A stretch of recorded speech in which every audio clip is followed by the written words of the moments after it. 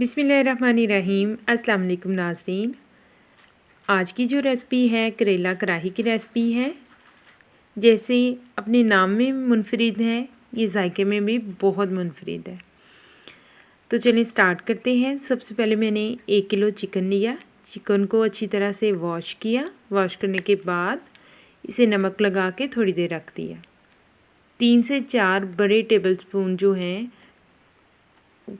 Oil के, वो मैंने शामिल किए। ऑयल को अच्छी तरह से गरम किया। गरम करने के बाद जो मैंने साफ़ की हुई चिकन थी वो इसमें मैंने शामिल कर दी। शामिल करने के बाद बिल्कुल लो फ्लेम पे, हल्की आंच पे मैंने चिकन को फ्राई किया। फ्राई करने के बाद मैंने एक डिश में निकाल लिया इन्हें।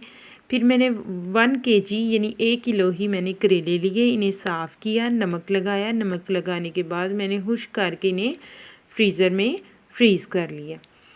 बिल्कुल हल्की आंच पे इनको भी हम फ्राई करेंगे। फ्राई करने के बाद इन्हें इतना फ्राई करना है कि ये गोल्डन हो जाएं और इनकी जो कड़वाहट है वो भी बाकी ना रहे। ये देखिए, सबसे पहले तो जो इनमें बर्फ़ थी यानी आइस थी वो सबसे अलग ख़त्म हो गई है, उसका पानी रिमूव हो चुका है इसमें से। अब इन्हें मैं मज़ीद फ्राई करूँगी कि इनका जो कलर है वो अच्छी तरह से गोल्डन ब्राउन हो जाए। करेलों को मैंने बारीक बारीक काट कर, ये देखिए चिकन की खुशबू आई नहीं, ये मोहतरमा पहले किचन में हाज़िर हो जाती हैं। बारीक बारीक काट लिया। बारीक काटने से ये होगा, एक तो इनमें करवाहट जो है वो भी बाकी नहीं रहेगी और दूसरा ये खाने में बहुत ज़्यादा लजीज होंगे। अच्छी तरह से ये क्रिस्पी फ्राई हो चुके हैं। अब मैं इन्हें एक अलग बर्तन में निकाल लूँगी। निकालने के बाद मैंने 1 पाव के करीब जो है प्याज यानी ऑनियन लिया है। ऑनियन को छील के वॉश करके तो इन्हें काट लिया है बिल्कुल बारीक जूलियन कटिंग में।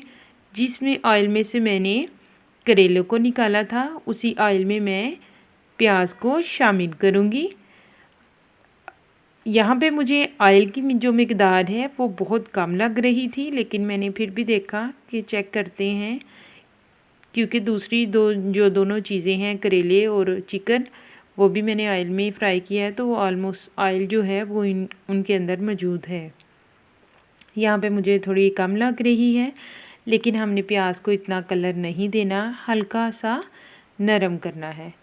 यहाँ पे मुझे ऑयल की मिकदार कम लग रही है। मैंने एक बड़ा जो टेबलस्पून है वो भर के ऑयल का इसमें शामिल करूँगी। ये देखें जी, अल्हम्दुलिल्लाह से वो मैंने इसमें शामिल कर दिया है। शामिल करने के बाद जो है वो मैं इसे मीडियम फ्लेम पे फ्राई होने के लिए छोड़ दूँगी। मोहतरमा को स्मेल आई थी, ये देखें साथ बिल्ली को भी ले आई हैं। ये देखें, अभी इसके साथ खूब दोनों की शरारतें शुरू हो जाएंगी। ये देखिए नीचे नज़र आ रहा है, चेयर के नीचे बैठ के उसकी दुम को पकड़ रही है, टेल को। ये देखिए, अब देखिएगा इसके साथ शरारतें करते हुए।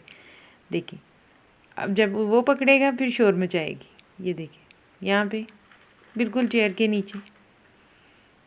अब वो दूसरी तरफ उसके फेस को मारेगी।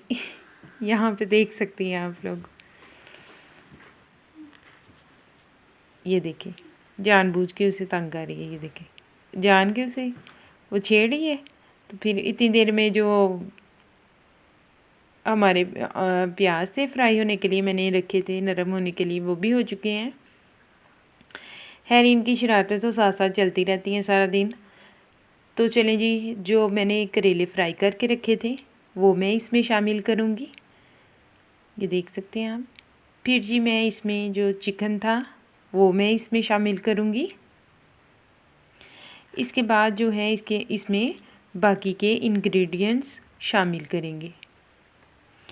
मैंने 1 टेबलस्पून भर के सॉल्ट यानी नमक लिया है, वो इसमें शामिल करेंगे। 1 टेबलस्पून भर के मैं इसमें मिर्च को शामिल करूँगी। शूट करना भूल गए, थोड़ी सी बची, मैंने कहा चलेंगे इसी पे गुजारा कर लेते।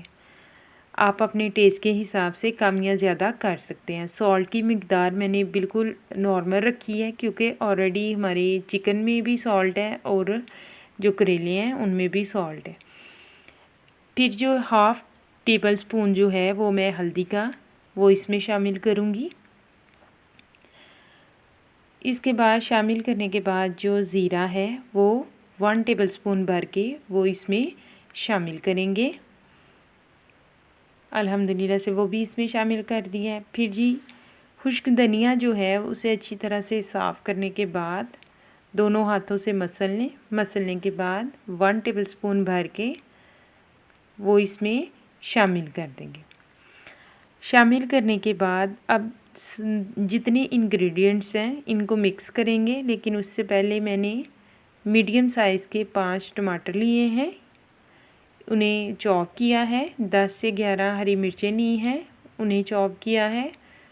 उन्हें चॉप करने के बाद वो इसमें शामिल करेंगे।